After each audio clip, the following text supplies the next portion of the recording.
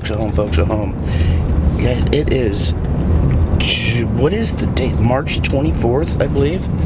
It is 5:45 a.m. I'm currently on vacation with my family right now down here in St. George, and I got an opportunity to go do something I've been wanting to do for a long time, and so we're headed that way right now.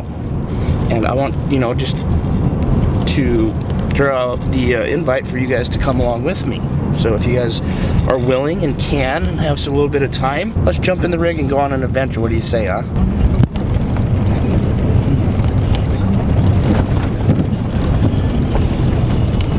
Alright guys, I told you I was going to do something I've been wanting to do for a long time. Just haven't had the chance, but what that is I'm going to go hunt coyotes with the men, the myths, and the legends, Mike and Garrett from Hidden Instinct. You guys, how many coyotes are we killing today? 11. 11? No. I like where your head's at, Mike, I'm not going to lie. I'll be stoked if we can get 2 or 3. We can only hunt till noon because I have a birthday party to go to tonight about 4 o'clock, and the wind's supposed to pick up really hard later on, so I think we have some good opportunity to do pretty good today. I'll be happy with 2. 2? If we put 2 in the truck, I'll be stoked. So this is end of March. These guys let me know it's probably one of the toughest times to call coyotes. Why is that, Garrett?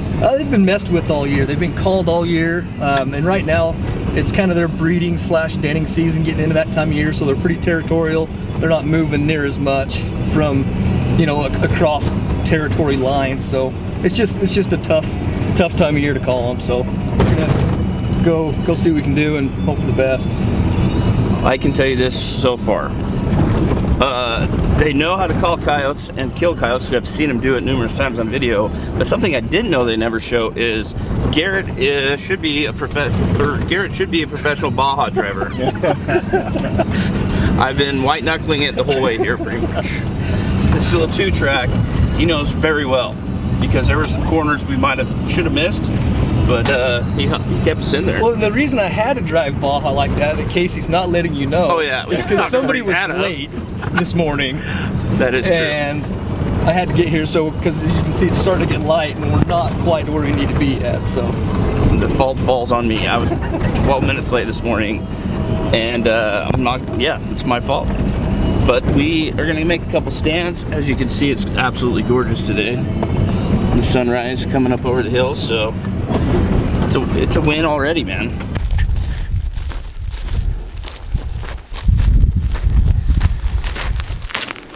Alright, so this is the setup.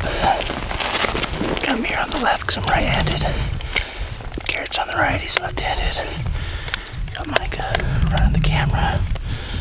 Just set up the call box out there about 20 yards.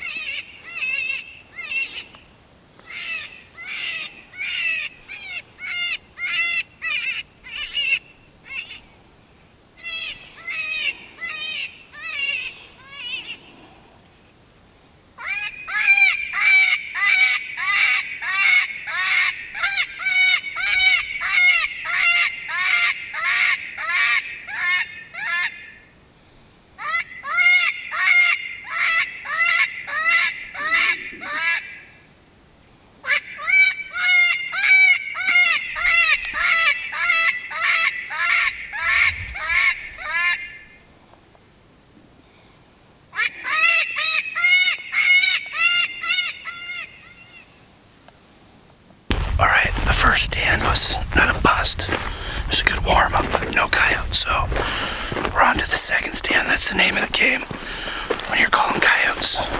Making lots of stands, a lot of quality stands. I have a feeling this is going to be the one.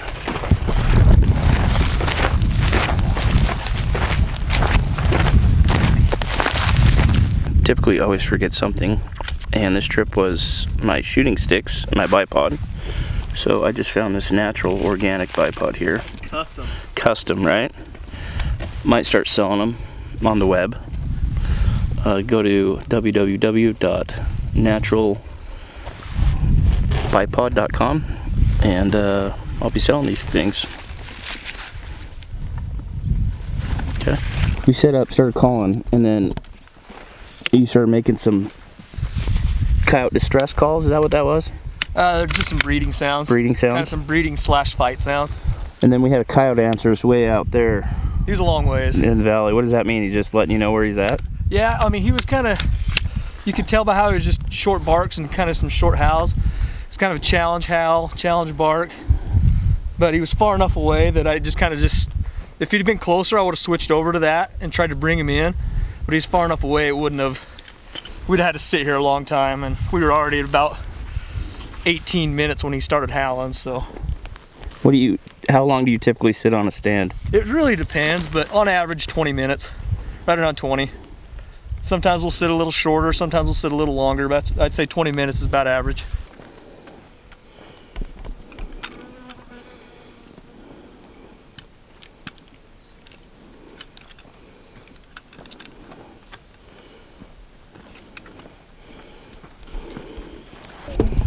I move, it pinpoints me, goes right up over the hill. Stupid. Really, it wouldn't have done us any good anyway, because Garrett's explaining what just happened, but stuff going on today. I really don't know what happened. My alarm goes off. So when you're coyote hunting, especially with these guys, we do it too. Nice to hunt coyotes a lot more than I do, but when you see a coyote, whoever sees a coyote starts mouth kissing, so something like that, and that allows the other guys to know that somebody sees a coyote. And so I just heard Garrett do it about 5 minutes ago, and I looked back. I got my gun shoulder, and he shouldered his gun and then never shot. But let's go ask him what happened. I messed up. So yeah, I did. So we're set up. We're calling this way, and kind of a tight setup. And I look over here about 6-7 minutes into the set, and over here about 75 yards there's a coyote.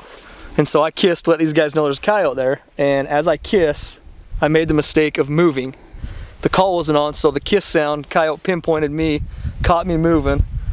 And then he kind of went down the hill about 10 yards and then dumped into the wash. Dang. It's all right, man. Rookie mistake. That's the best part. I've been doing this for 29 years now. I still make rookie mistakes. Gotta learn from them. I'm just glad I wasn't the one that made the rookie mistake today.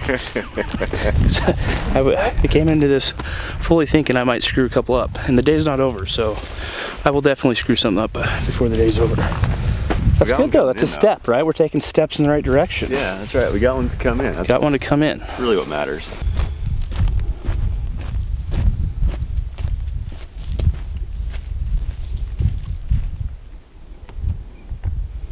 Alright, this is I believe stand number 6. Called 1 coyote and 5 stands, which is pretty good. It's really good, especially for this time of year, but I have a feeling that we're gonna kill at least 1 dog on this stand. 1 dog we're gonna kill on this stand, right? Garrett just guaranteed it, so you guys heard it. It's a cool looking country though. It's supposed to get really windy, but we've had actually really, really good weather so far. So the wind's supposed to pick up here in about an hour or 2, so trying to get a couple more stands in before we're done.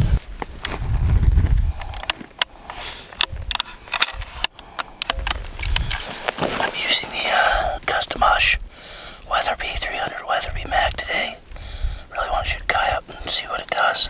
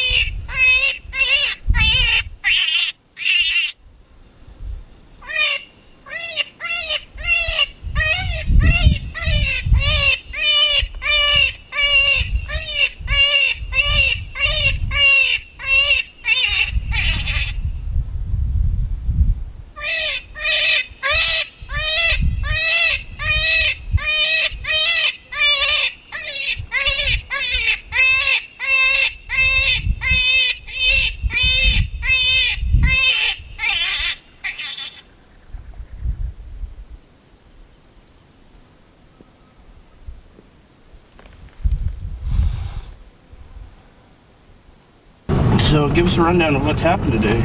nothing has happened today. That's pretty simple. No, we've called in one. It's about 11 o'clock. The wind's starting to pick up a little bit, but called in one. I made a mistake, moved when I shouldn't have, so I think we've made six stands this morning.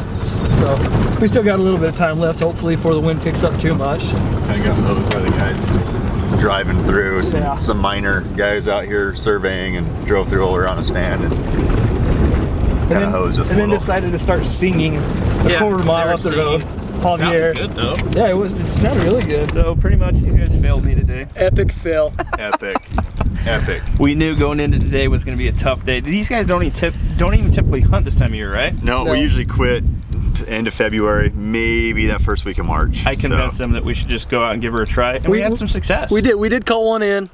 Somebody, we won't mention any names, screwed up, moved when he shouldn't have, and spooked one coyote that we did call in, so it happens. I'll tell you what though, these are the days that you learn the very most. Like I said, I've used to hunt coyotes quite frequently, 6 to 8 years ago, and I think I've learned more today by not killing a coyote than I probably did in the 10 years that I did it myself. So if you guys want to know more about coyote calling, these guys, from what I've seen, have by far the best content on YouTube. Go follow their channel, Hidden Instinct. They kill a lot of coyotes. How many coyotes have you guys killed this year on the call? 86 that one or the other of us have been on stand this year, and this next year we're shooting for around 150. 86 coyotes they called in and killed between these two, so they know what they're doing. Go follow their channel. Thanks for watching, guys. This is hunting. I just want to tell you real quick though, if you ever want to get out and actually become very efficient with your weapon, coyote hunting is, to me, the best way to do that.